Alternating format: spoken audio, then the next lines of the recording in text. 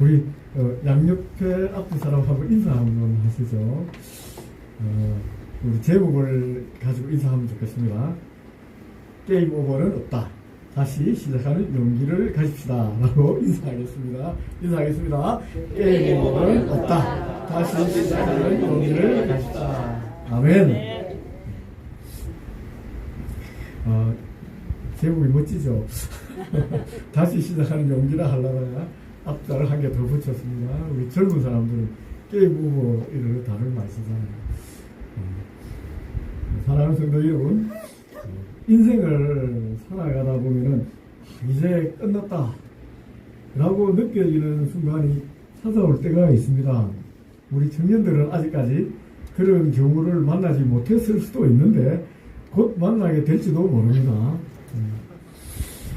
모든 것을 잃어버리고 앞이 캄캄해 보이면서 더 이상 나아갈 힘조차 없는 막다른 골목에 몰린 것 같을 때가 있어요. 그럴 때 사람들은 종종 게임 오버라는 단어를 떠올립니다. 그냥 눌리면 끝나잖아요. 게임 오버. 더 이상 기회가 없고 모든 것이 여기서 끝이라는 생각이 들 때 우리는 절망 속에 주저앉고 싶습니다. 그리고 실제로 주저앉을 때가 있습니다. 그러나 신앙 안에서의 삶은 다릅니다, 여러분. 우리 신앙인은 그렇게 하지 않아도 됩니다. 하나님께 속한 인생에는 게임 오버라는 단어가 없기 때문에 그렇습니다. 왜 그렇습니까? 십자가에 죽으신 예수님께서 사흘 만에 다시 살아나셨기 때문입니다. 사람의 눈에는 끝처럼 보였지만 부활의 새로운 시작이 있었습니다. 그래서 그리스도 안에 우리 인생 결코 게임 오버가 없는 거예요. 그리고 이 세상에 제일 두려운 게 죽음이잖아요. 근데 우리는 죽음도 우리를 게임 오버 시키지 못합니다. 죽음은 다시 사니까. 그러니 이 땅에서 무엇이 두렵습니까? 게임 오버 될 게 없어요. 우리는 다시 사니까요. 새로운 시작이 있는 것입니다. 그래서 그리스도 안에서는 실패와 좌절은 있을 수 있지만은 그것이 곧 끝은 아닌 것입니다. 오히려 새로운 시작을 알리는 고요한 상태, 고요한 정지 순간일 수도 있습니다. 혹시 여러분 중에도 갑작스러운 사건과 시련 앞에서는 이제는 정말 모든 것이 끝났다고 느껴본 분이 계십니까? 혹시 여러분 마음속에 지금 이 순간에도 이렇게 어떤 끝났다는 경험 중인 분이 있습니까? 어떤 생각이 떠오릅니까? 이 건강의 위기를 겪고 있습니까, 여러분? 재정이 파탄이 났습니까? 사랑하는 사람이 죽음이 떠오릅니까? 관계가 붕괴된 것, 친구와 아는 좋은 관계가 있었는데 끝났다는 그런 느낌이 찾아옵니까? 혹은 내면 깊은 곳에 좌절감이 우리를 무너뜨릴 때, 여러분, 이런 생각이 날 때 우리는 무엇을 이렇게 붙잡아야 되겠습니까? 오늘 우리가 함께 읽은 이 룻기 1장은 인생의 모든 것을 잃은 한 여인 나오미가 나옵니다. 그가 어떻게 다시 일어섰는지를 보여줍니다. 말씀을 통해 혹시 지금 멈춰서 있던 우리의 걸음을 다시 하나님께로 향하는 용기와 결단이 회복되기를 바랍니다. 나오미란 여자는 이스라엘의 사사들이 다스리는 시대입니다. 사사 시대입니다. 여호수아가 죽고 나자 하나님께서 그때 성령의 충만함을 일으켜서 이 사사들을 일으켰습니다. 사사는 재판관들이라는 뜻이고 군사적, 입법적인 또 행정권을 가진 사람입니다. 그는 왕이 아닙니다. 사사들이 다른 시대예요. 그때 유대 땅 베들레헴에서 살았습니다. 그녀의 이름은 나오미입니다. 이 나오미라는 뜻은 히브리어로 나오미라는 뜻은 기쁨입니다. 그리고 그녀가 살던 성읍 베들레헴은 히브리어의 뜻은 떡집입니다. 떡집. 풍요한 땅이라는 게 떡집입니다. 이곳은 예루살렘에서 남쪽으로 8km 정도 떨어져 있습니다. 그녀의 남편은 여호와는 왕이시다라는 뜻을 가진 엘리멜렉이었습니다. 두 아들 말론과 기론도 있었습니다. 이 나오미는 이런 그대로 하나님의 기쁨이 있는 은혜의 땅 베들레헴에서 하나님을 왕으로 섬기는 믿음의 남편과 두 아들을 둔 행복한 여인이었습니다. 성도 사람들은 그녀를 이름처럼 기쁨이 넘치는 여인으로 부러워했습니다. 정말 나오미가 아니냐, 정말 기쁜 여자가 아니냐, 복받은 여자가 아니냐 이렇게 기뻐했다. 그러나 그녀에게 첫 번째 인생의 시련이 닥쳤습니다. 모든 게 좋아할 것 같은 그 여자에게 첫 번째 시련이 온 거예요. 이 베들레헴 지역에 갑작스럽게 흉년이 들었습니다. 흉년. 이제 기근이 찾아온 겁니다. 경제적인 어려움이 찾아오면, 갑자기 찾아오면 누구나 당황스럽습니다. 당황합니다. 특히 떡집이라고 불리울 정도로 풍요로웠던 베들레헴 사람들에게는 이 흉년은 실제 상황 이상으로 심리적으로 충격을 가져왔습니다. 굉장히 큰 충격을 받은 것입니다. 가난한 사람들은 늘 부족함 속에 살았기 때문에 이 기근이 와도 어쩔 수 없이 하나님만 의지하면서 버틸 수밖에 없었습니다. 그러나 부유한 사람들은 달랐습니다.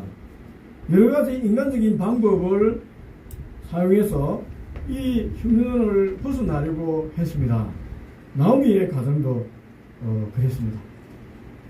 그들은 베들레헴 이 지역에는 흉년이지만은 남쪽에 있는 모압 땅에는 물이 풍부해서 흉년이 아니라는 소식을 들었습니다.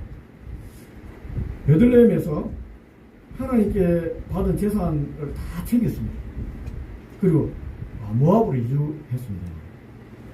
그들이 생각하기는 이 흉년만 지나면 다시 올라오면 되지 않아 해서 흉년을 피해서 모압으로 가려고 이제 작전하고 이 재산을 정리한 겁니다. 성경은 단지 흉년으로 인해서 모압으로 갔다라고만 기록하고 있습니다. 하지만 결과적으로 그 선택은 고통을 낳았습니다. 하나님의 약속의 땅을 떠나 그들의 결정은 이후 이 나옴이라는 여자의 가문이 큰 아픔을 겪게 되는 배경이 되었습니다. 눈에 보이는 물질적 풍요가 참된 행복을 보장하지 못하기 때문에 그렇습니다. 돈과 물질을 찾아 떠나간다고 행복해질 수 없다는 거예요. 물질보다 생명이 더 중요합니다. 환난의 때일수록 하나님을 떠나지 말고 더욱 의지해야 됩니다. 여러분, 이 땅이 하나님이 우리에게 주신 약속의 땅이에요.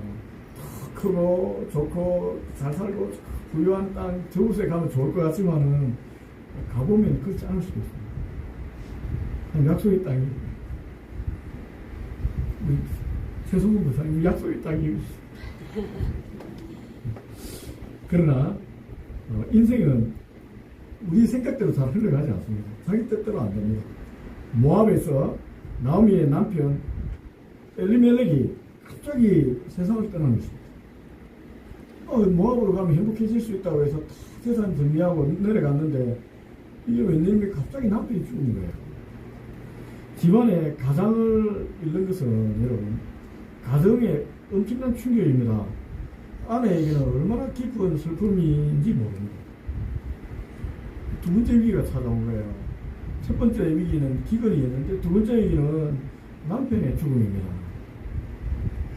이 나오미는 어떻게 해야 했을까요? 성경은 나오미가 이때 하나님께 어떻게 반응했는지 구체적인 기록이 없습니다. 그걸 말하고 있지 않습니다. 그러나 그녀가 두 아들에게 기대를 걸었던 모습을 생각해 볼 때 그녀가 하나님께 기도하고 하나님의 뜻을 묻는 것보다 인간적인 해결책에 무게를 두었음을 우리가 짐작해 볼 수가 있습니다. 나오미는 급하게 두 아들을 결혼시켰습니다. 이 두 아들을 결혼시켜 가정을 이루고 다시 가정의 집안을 일으켜 세울 수 있다고 생각했습니다.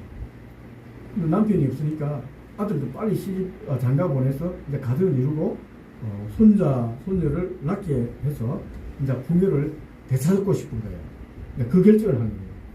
그러나 여러분 이 좋은 방법인 것 같습니다. 그러나 고향 베들레헴에 사람을 보내서 믿음의 처녀와 혼인시켜 하나님의 백성 공동체로 돌아갈 수 있었습니다. 이때 이제 결혼을 이제 믿는 여자하고 결혼을 시켰으면 그렇게 할 수 있는 가능성이 있었던 거예요. 그런데 이 나오미는 모압 땅에서 이방 신을 섬기는 오르바라는 여자와 룻을 며느리로 맞이했습니다. 이 베들레헴으로 돌아갈 생각이 없었던 거예요.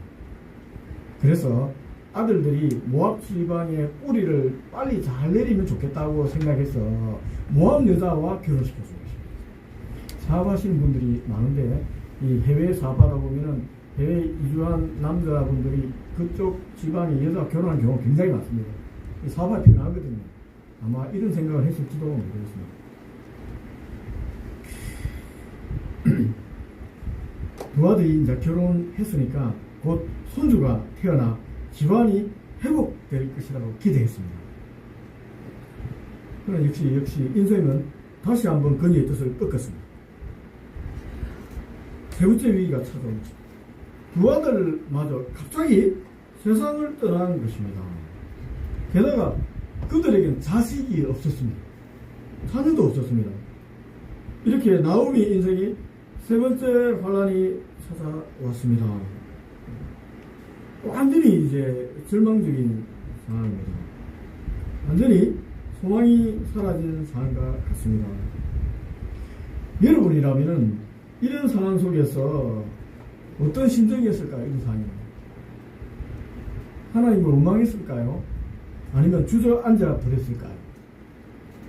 한번 생각해 보십시오.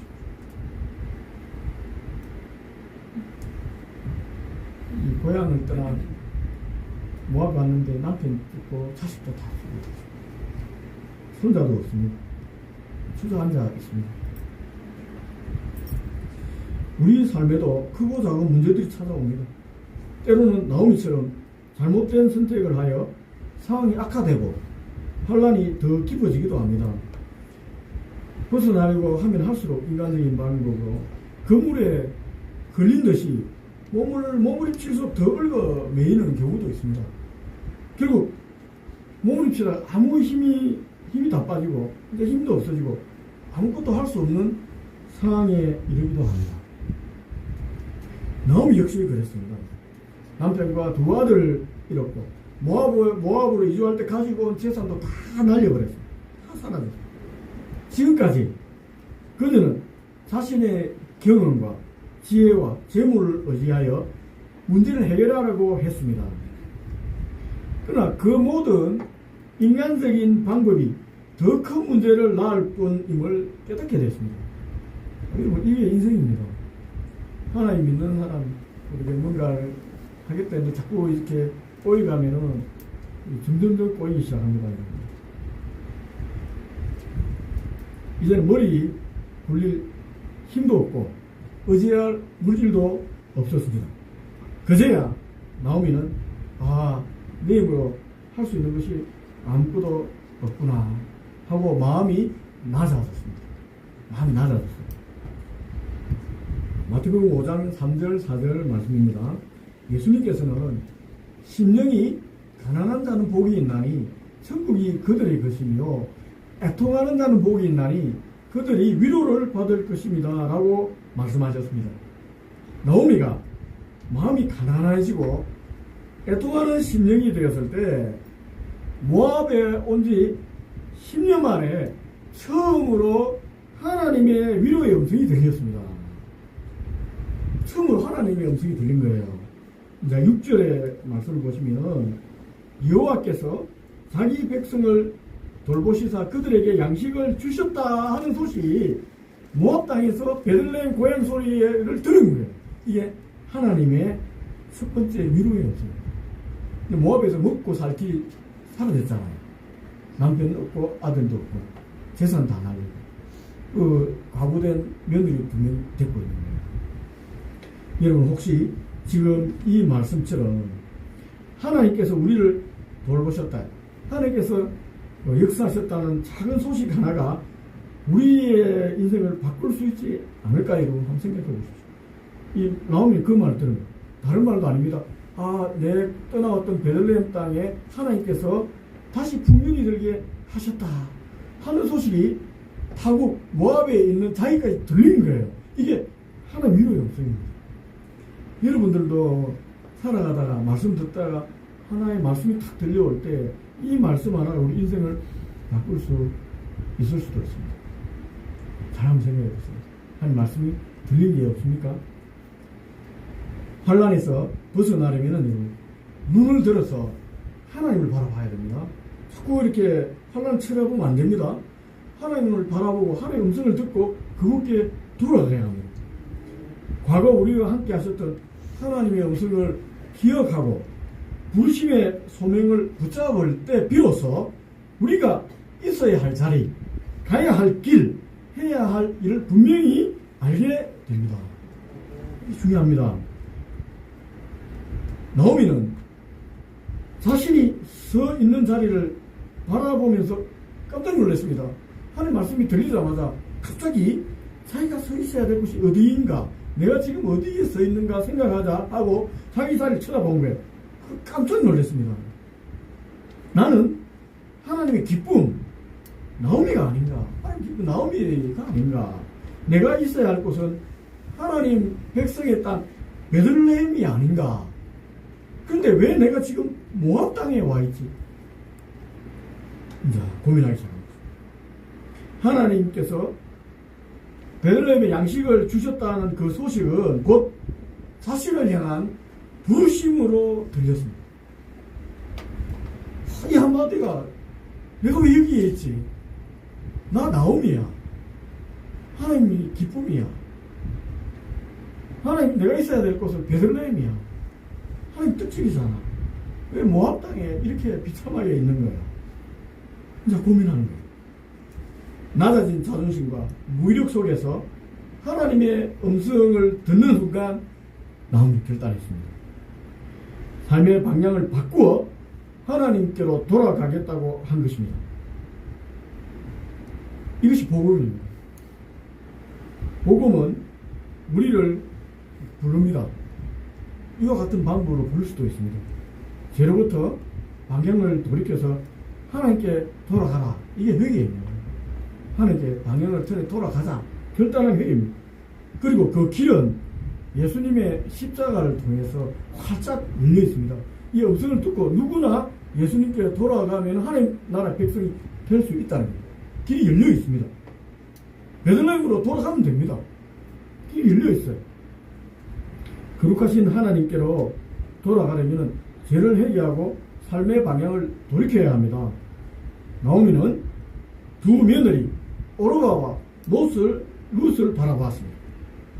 그녀 앞에 남은 두 며느리입니다. 지금 두 며느리밖에 없어요. 율법은 신명기 7장 3절을 보면은 이방 여인과 결혼을 하지 말라고 경계했습니다. 그러나 나오미의 아들들은 모압 여인과 결혼했습니다. 성경은 이를 직접적으로 비판하고 있지 않습니다. 그러나 결과적으로 두 아들이 자녀 없이 세상을 떠나면서 가문은 끊어진 것입니다. 그 끊어지는 아픔을 겪게 된 것입니다. 그리고 이 나오미가 생각해 봤습니다. 두 며느리가, 이 젊은 며느리예요. 두 며느리가 늙은 시어머니를 따라 모압을 떠나서 그들에게는 이방 땅이잖아요.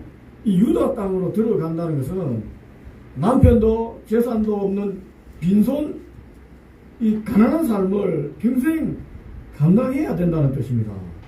그러니까 너무 안쓰러운 거예요. 너무 안타까웠습니다. 그래서 나오미는 두 며느리에게 신정으로 돌아가라. 그리고 각자 젊었으니까 딴 남편을 찾아서 결혼해서 행복하게 살아라 라고 권유했습니다. 그리고 여호와의 이름으로 입맞추고 축복해 줬습니다. 너 아버지 집으로 돌아가서 새로운 사람 만나서 결혼해 행복하게 살아. 내가 하나님으로 축복해 줄게. 내 걱정하지 말고 떠나가라 라고 이렇게 축복해 줬습니다. 이것은 아무것도 아닌 것 같지만 그렇지 않습니다. 이 나오미에게는 자기를 부인하는 행동이었습니다.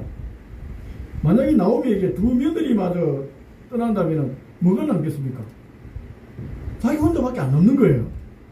홀로 먹고 살아야 하고, 그리고 외로운 노년의 삶을 그냥 살아가야 되는 것입니다.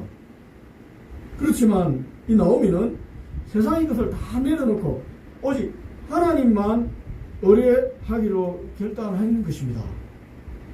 깊은 환란을 지나면서 죽고 사는 모든 문제를 하나님께 맡길 수 있는 믿음의 담력을 소유하게 된 것입니다. 이 나오미가 이 신약의 눈으로 본다면은 예수님께서 말씀하신 자기를 부인하고 주님을 따르는 삶과 연결되어 한번 생각해 볼 수 있습니다. 마태복음 16장 24절 25절 말씀입니다. 같이 한번 읽어보겠습니다. 누구든지 나를 따라오려거든 자기를 부인하고 자기 십자가를 지고 나를 따르라. 누구든지 제 목숨을 구원하고자 하면 잃을 것이요 나를 위하여 제 목숨을 잃으면 찾으리라. 나오미가 두 며느리를 내려놓는 그 순간, 그리고 하나님만 의지하기로 했을 때 하나님은 놀라운 선물을 예비하셨습니다. 이 오르바 둘째 며느리입니다. 오르바는 시어머니의 권유를 받아 나오미를 떠났습니다. 친정으로 돌아갔습니다. 그러나 첫째 며느리입니다. 룻은 떠나기를 거절했습니다. 근데는 시어머니 나오미의 아픔을 공감하고 있었고 자기를 진짜 사랑해서 친정으로 돌아가라 한다는 마음도 그대로 느꼈습니다. 그 사랑을 느낀 거예요. 그 아픈 사랑을 느낀 거예요. 그 사랑이 이 룻의 마음을 붙들었습니다. 그래서 룻은 떠나지 않겠다고 선언했습니다. 16절 17절입니다. 내게 어머니를 떠나며 어머니를 따르지 말고 돌아가라 강건하지 마옵소서. 어머니께서 가시는 곳에 나도 가고 어머니께서 머무시는 곳에 나도 머무르겠나이다. 어머니의 백성이 나의 백성이 되고 어머니의 하나님이 나의 하나님이 되시느니 어머니께서 죽으시는 곳에서 나도 죽어 거기 묻힐 것이라. 만일 내가 죽는 일 외에 어머니를 떠나면 여호와께서 내게 벌을 내시고 더 내리시기를 원합니다. 어떻습니까? 대단한 믿음의 말을 한 거예요. 이 고백이 단순한 효심이 아닙니다, 여러분. 하나님을 믿기로 한 신앙의 결단이기도 했습니다. 하나님 이름을 걸고 내가 나오미 어머니를 떠나지 않겠다 결단한 겁니다. 어머니를 봉양하며 살겠다고 말한 것입니다.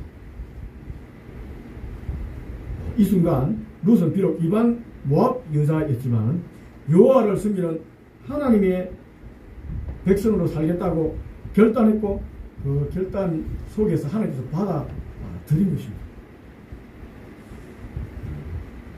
나오미는 더 이상 룻을 떠나라고 말하지 않았습니다. 이 말은 이 룻의 결단이 진짜였다고 받아들여진 거예요. 이렇게 나오미가 이제 두 며느리를 마음속으로 내려놓자마자 하나님께서는 열아들 부럽지 않은 귀한 영적 딸 룻을 진짜 딸로 선물로 주신 거예요. 사랑의 끝이라고 여겨지는 그 순간 하나님은 새로운 소망의 씨앗을 틔우십니다. 그리고 그 소망은 십자가의 사랑과 사랑의 능력으로 살아나기 시작합니다. 나오미는 며느리 룻과 함께 모압을 떠나 하나님의 땅 베들레헴을 향해 길을 나섰습니다. 세상적인 것 모두 내려놓고 오직 하나님만 의지하겠다 생각하며 먼 길을 걸어갔습니다. 그럼 마침내 두 여인은 베들레헴 성읍에 이르렀습니다. 떠난 지 10년 만에 귀향이었습니다. 그들이 도착한 소식은 곧 성읍 사람들에게 쫙 퍼졌습니다. 베들레헴이라고 아주 큰 마을이 아니에요. 한 100가구, 한 200가구 정도 사는 그런 마을이라고 생각하면 됩니다. 나오미가 나타나자마자 소문이 쫙 퍼진 거예요. 사람들이 나오미를 보러 나왔습니다. 그리고 놀라서 전부 외쳤습니다. 19절을 우리가 보면은 야, 이가 나옴이냐? 이가 나옴이야? 라고 얘기합니다. 떠날 때 그 당당했던 모습은 온데간도 없어졌습니다. 남편도 없고 두 아들도 없고 모압으로 가져간 그 재산도 모두 사라졌습니다. 오랜 세월 이방 땅에서 혼란을 많이 겪은 탓에 그녀의 얼굴은 깊게 걸렸고 몸은 야위었고 입고 있는 옷마저 남루했습니다. 그 곁에는 어린 모압 과부 룻이 서 있었습니다. 집안이 완전히 망한 현실이 그녀의 초라한 행색 속에 그대로 드러났습니다. 사람들의 눈빛과 수근거림, 나오미가 망했구나. 하나님 나라 떠나더만 고향 버리고 가더만 저렇게 됐구나. 이렇게 수근거리는 것 같아서 이 나오미 가슴이 막 찔렸습니다. 그렇게 얘기하지 않아도 그냥 생각으로 막 찔리는 거예요. 흉년을 피해 떠났던 자신의 선택이 하나님의 심판을 자초했다는 그런 말처럼 막 들려왔습니다. 그러나 나오미는 도망치지 않았어요. 부끄러우면 도망치잖아요. 도망치지 않았습니다. 또 변명하지도 않았습니다. 그리고 싸우지도 않았습니다. 막 싸울 수도 있잖아요. 변명하지도 않고 도망치지도 않고 그리고 싸우지도 않고 오히려 자신의 실패와 고통을 인정하면서 이렇게 말했습니다. 20절과 21절입니다. 나를 나옴이라고 부르지 말고 나를 마라라고 부르라. 이는 전능자가 나를 심히 괴롭게 하셨습니다. 내가 풍족하게 나갔더니 여호와께서 내게 비어 돌아오게 하셨느니라. 여호와께서 나를 징벌하셨고 전능자가 나를 괴롭게 하셨거늘 너희가 어찌 나를 나옴이라고 부르느냐. 여러분 나오미가 기쁨이라고 얘기했지 않습니까? 여러분 오직 하나님의 은혜를 바라보고 하나님 땅 베들레헴으로 돌아온 나오미는 사람의 조롱과 멸시를 당해도 무너지지 않았습니다. 자존심 때문에 무너지지 않았다는 거예요. 나오미는 과거의 기쁨, 나오미라는 이름을 예로 놓아서 그리고 쓴맛이라는 뜻의 마라라는 이름을 사용했습니다. 마라라고 자기를 불러달라고. 이는 하나님 앞에서 철저하게 낮아진 고백입니다. 자기가 얼마나 많이 낮아진지 모릅니다. 그녀의 이런 담담한 겸손한 인정과 이 믿음을 보고 베들레헴 사람들의 마음이 다 열렸습니다. 백성들은 과거 부유했던 나오미가 아니라 고통을 견디는 하나님의 딸로서 나오미를 받아들였어요. 이렇게 나오미와 룻은 하나님의 품 안으로 베들레헴 공동체 안으로 들어간 것입니다. 살 길이 이제 열리는 거예요. 새롭게 시작할 수 있는 길이 열린 것입니다. 말씀을 맺고자 합니다. 인생의 흉년과 환난은 누구에게나 찾아옵니다. 예가 없습니다. 누구에게 찾아옵니다. 그러나 그때 선택이 우리의 미래를 결정합니다. 세상적인 풍요를 쫓아 하나님을 떠나면 더 큰 고통이 기다릴 수도 있습니다. 반대로 모든 것을 잃은 자리에서도 하나님께 돌아오면은 그분은 새로운 회복의 길을 열어주십니다. 나오미는 빈손으로 돌아왔지만 하나님의 섭리 속에서 이 룻을 통해서 다윗의 조상이 되는 영광을 얻게 되었습니다. 이 룻이 룻 후손에게서 다윗이 나온 거예요. 오늘 우리도 환난 앞에서 오직 하나님께 돌아오는 결단을 해야 합니다. 그 길이 때로는 눈물의 길처럼 보일 때도 있습니다. 그 끝에는 반드시 하나님의 회복과 기쁨이 기다립니다. 왜 그렇습니까, 여러분? 예수님의 십자가는 절망의 상징이지만은 부활은 영원한 기쁨의 시작이기 때문에 그렇습니다. 십자가 뒤에 반드시 부활이 있습니다.